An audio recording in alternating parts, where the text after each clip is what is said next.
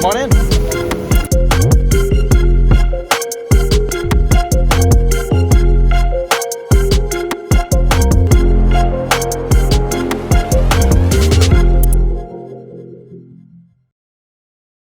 It's hard. It can be hard, but luckily there's the old adage of monkey see, monkey do.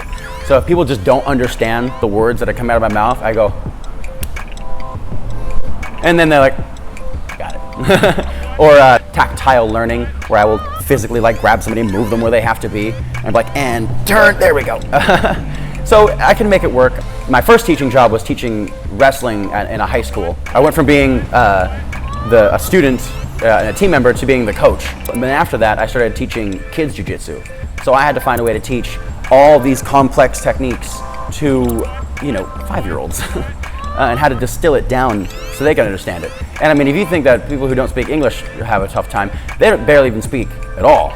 Their brains are brand new. So I think from that experience, I got really good at describing very complex situations with basic words. Give them a hug, high five with your foot, things like that. And it became very easy to me to just say things in different ways and just to distill jiu-jitsu into its most basic parts so everyone can learn it.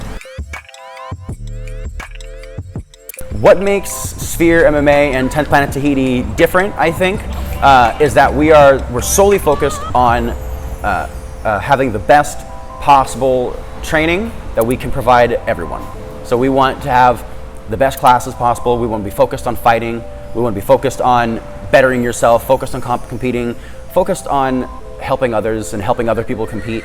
That's what I think sets this gym culture apart from a lot of others, is our willingness to, everyone comes in here and we all put in hard work and we're all trying to elevate each other up. So maybe not everyone in here is going to be a competitor, and that's okay. But if I come into class and I'm not competing, but I know you are, I'm going to work just as hard as if I were competing, because you need to work hard, and I'm going to do that for you. A saying I like to say all the time is that we only allow 2 kinds of people in here. We have swords that go into battle, and we have hammers that stay home and make swords.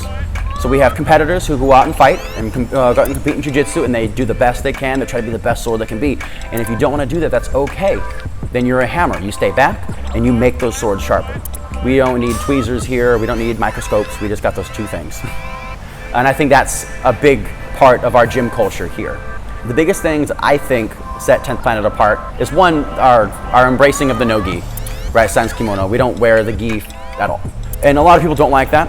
A lot of people don't care, and a lot of people really, really don't like it.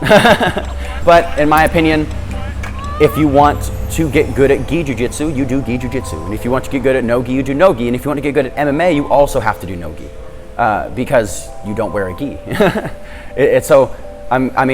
I don't see any problem either way with doing either of them, but I like one better than the other, clearly. And if you look at it, one of them can make you more money than the other. Spoiler alert, it's the no-gi makes money. So that's one big differential from 10th Planet. But I think another one that people don't talk about is that 10th Planet is very non-traditional. I think traditions are great, and I think it's important to have respect and reverence for the past, etc.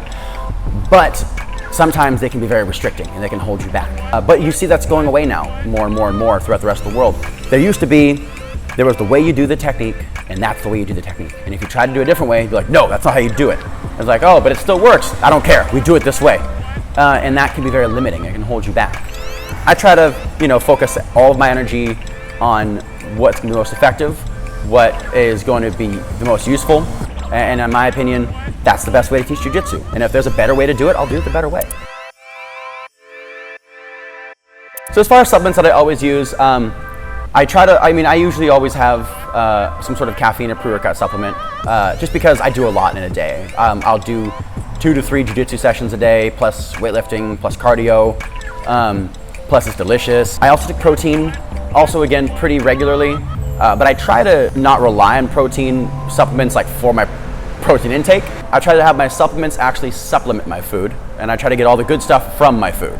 Other than that, creatine is amazing. I love taking creatine. Most of the time, pre-workout supplements and protein supplements have enough creatine, but sometimes, especially if I'm in a particularly difficult training camp, I like to add in some extra scoops.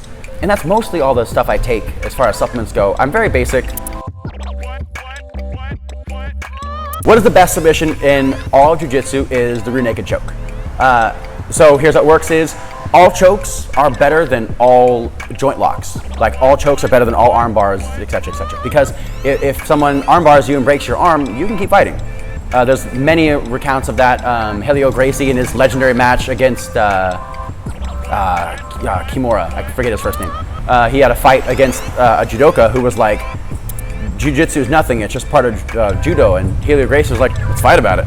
So they fought, I think it was like a 2-hour match where Kimura broke Helio's arm and he just tucked into his belt and said, I don't care, and kept fighting him. Crazy. Jacques Souza did the same thing at, I want to say it was IBJJF Worlds in 2008 or 2009, a long time ago. There's countless tales of people getting a limb damaged or mangled or mutilated, and they keep fighting. They're like, I don't care, keep fighting. Doesn't bother me. Look, I got another one over here. But I don't care how tough you are, if I choke you, you're going to sleep. That's it. So all chokes are better than all joint locks, and the best choke is the rear naked choke. Because the rear naked choke, the RNC, you are behind your opponent, so they can't strike you, and they have very poor defenses. You have both of your arms folded and attacking a very weak limb, which is the neck, and you are in a position where you can defend and transition and maintain control expertly well. My opinion on the potential of Jiu-Jitsu in Tahiti is that it can be just as high as everywhere else in the world. I see no reason why Tahitian and Polynesian Jiu-Jitsu should fall behind the rest of the world. I think right now it is behind.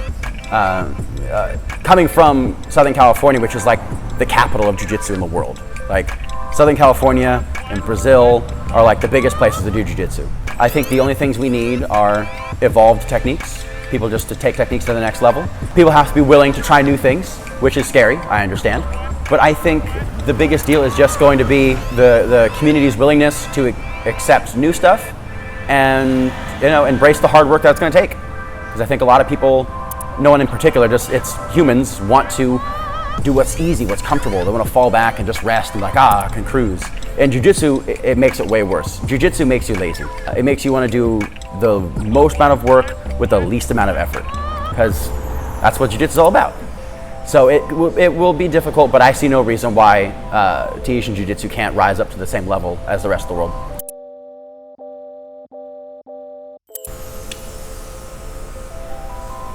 Oh, hang on, that's bright. Oh, hi. I didn't see you there. Literally, I'm pretty blind.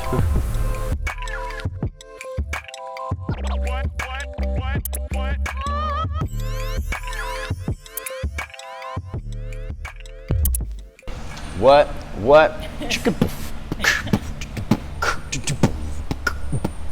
Is it good?